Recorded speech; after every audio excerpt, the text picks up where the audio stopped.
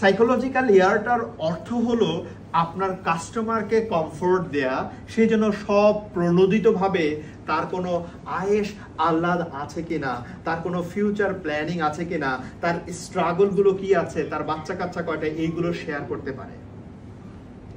দেন সে একটু শুনছিল যে স্যার আপনার ফ্যামিলিতে কে কে আছে। আগের মতো আর প্রশ্ন করেনি স্যার আপনার ইনভেস্টমেন্ট প্ল্যানিংটা কি, আপনি কোথায় ফ্ল্যাটটা নিতে চান বা আপনি কোথায় বাসাটা নিতে চান, কবে নিতে চান, এইগুলো না। এবার সে গিয়ে বলছে যে স্যার আপনার ফ্যামিলিতে কে কে আছে। তখন সে বলে যে আমার একটা ছোট্ট মেয়ে আছে আর আমার ওয়াইফ। গ্রেট স্যার, ম্যাম কি করেন?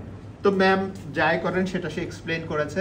তো হোয়াটস ম্যামের প্ল্যানটা কি? আপনি তো অনেকদিন ধরে আমাকে বলছেন যে you want to buy, you want to purchase, একটা বাসা কিনতে চাচ্ছেন আপনি, ডুপ্লেক্স।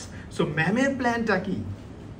এইবার সে একদম বল খুলে দিয়েছে, দিল খুলে কথা বলছে, দেখো আমি যেটা পছন্দ করি সে সেটা পছন্দ করেন, সে যেটা পছন্দ করে আমি সেটা পছন্দ করি না। সো দুইজনের কনফ্লিক্ট চলছে এটা নিয়ে, যার কারণে আমি ডিসিশন নিতে পারছি না, ইনডিসিশনে ভুগছি।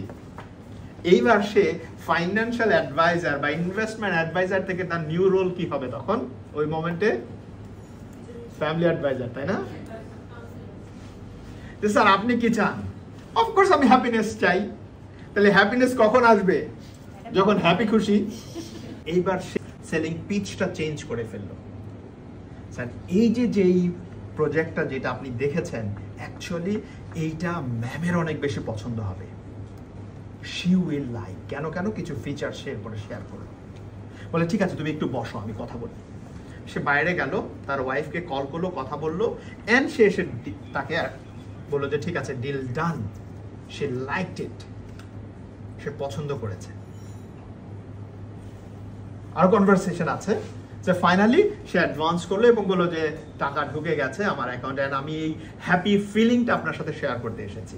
তাহলে সাইকোলজিক্যাল ইয়ার, আমার ওই স্টোরি থেকে মূল স্টোরি যেটা হলো psychological year, that is important.